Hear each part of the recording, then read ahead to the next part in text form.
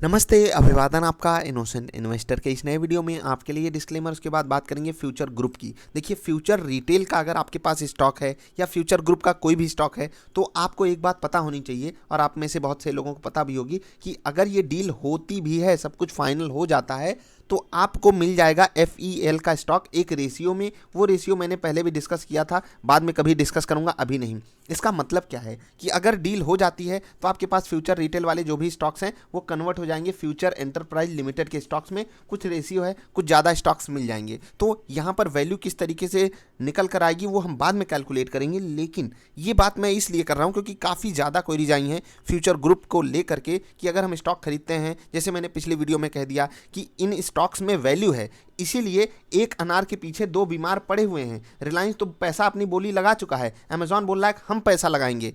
मैंने कहा कि जब इस चीज़ में वैल्यू होगी तभी दो बड़े बड़े जायंट्स लड़ रहे हैं, इसलिए कुछ क्वेरीज इस तरीके की आई, मुझे ये वीडियो बनानी पड़ रही है और बहुत ज़रूरी है आप में से बहुत सारे लोगों के लिए। ये समझिएगा, जैसे कि लॉयर साहब कह रहे हैं कि रिलायंस के साथ अगर डील हो जाती है, अगर रिलायंस के साथ डील हो जाती है तो 25,000 लोगों की नौकरी बच जाएगी। ये उन 25,000 लोगों का सवाल है। जी बिल्कुल, ये उन 25,000 लोगों का तो सवाल है, लेकिन आप सोचिएगा शेयर होल्डर्स का जो हित होता है ना, वो सबसे बाद में आता है।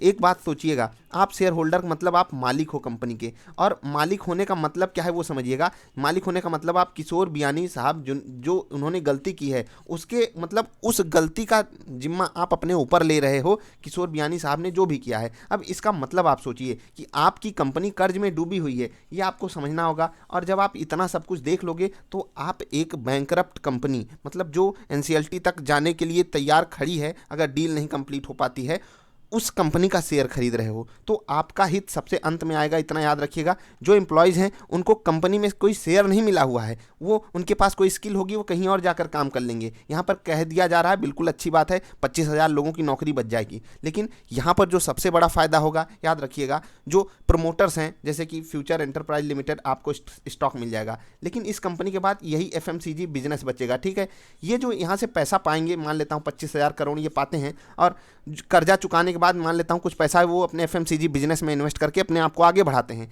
तब जब ये बिजनेस आगे बढ़ेगा तब आपका असली फ़ायदा होगा, और इस बिजनेस की सक्सेस पे आपका एग्जैक्टली फ़ायदा होगा। रही बात ट्रेडिंग की, प्राइस ऊपर जाएगा नीचे जाएगा, वहाँ पर आप अगर वैल्यू खोज रहे हो, मतलब मैं इन्वेस्टमेंट की बात कर रहा था, इन्वेस्टमेंट आप FEL में कर रहे हो, अगर डील कंफर्म भी हो जाती है तब, उससे पहले फ्लक्चुएशन न्यूज़ पे होता रहेगा, ये चीज़ आप ध्यान रखिएगा। मैं कहता हूँ, हमेशा कहता हूँ कि इक्विटी शेयर होल्डर्स का फ़ायदा सबसे अंत में देखा जाता है। अगर आपने कंपनी को कर्जा दिया है, यानी कि आप क्रेडिटर हो कंपनी के, जैसे कि बैंक वगैरह हो गए या बॉन्ड वगैरह जो भी लिए हों, उनका एक बार के लिए हित देखा जाएगा आपसे भी पहले, क्योंकि आप मालिक हो। कंपनी बर्बाद हो गई तो आप उसमें जिम्मेदार हो, इसलिए आपने उसका स्टॉक खरीदा है, इतने सस्ते में खरीदा है। अब आप कहोगे कि मैंने 150 में खरीदा था, उससे कोई फ़र्क नहीं पड़ता है, किसी को भी नहीं पड़ता है। इस चीज़ को आप बहुत ध्यान में बना कर रखिएगा। तो अब मैं जो बात वापस कहना चाहता हूं कि FEL का आपको स्टॉक मिलेगा, उस स्टॉक की जो वैल्यू चल रही होगी, जिस रेशियो में चल रही होगी, वही वैल्यू आपके पास बचेगी। इन्वेस्टमेंट अगर आप कर रहे हो तो आप इस FMCG बिजनेस में कर रहे हो, जो फ्यूचर ग्रुप के साथ बचेगा जब रिलायंस रिटेल इनके फ्यूचर रिटेल के बिजनेस को अपने अंदर ले लेगा, यानी कि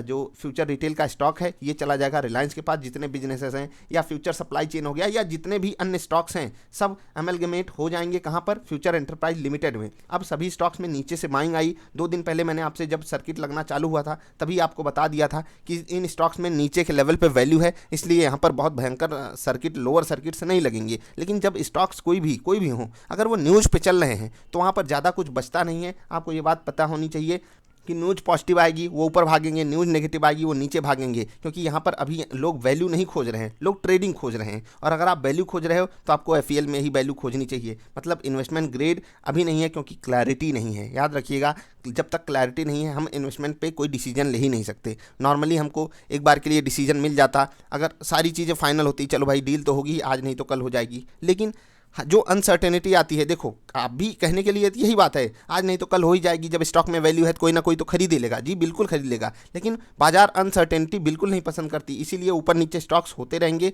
कुछ बहुत पॉजिटिव आ गया और आप ट्रेडिंग करना ही चाहते हो तो याद रखिएगा रिस्क बहुत बड़ा है। मैंने ये चीज़ कही है और जिनको भी मैंने बताया है कि नीचे के लेवल पे वैल्यू है उनको भी मैंने एक बात तो हमेशा कही है कि आप बड़ा रिस्क ले रहे हो, क्योंकि आप नहीं जानते हो कल कौन सी न्यूज़ आपको झेलनी पड़ जाएगी। जैसे बियानी साहब के ऊपर जो जुर्माना लगाया है सेबी ने या जो भी उनके ऊपर एक्शन लिया है, अब सोचिएगा ये हमको पता था नहीं पता था, कल को ऐसी और एक दो खबर आ गई फिर क्या होगा।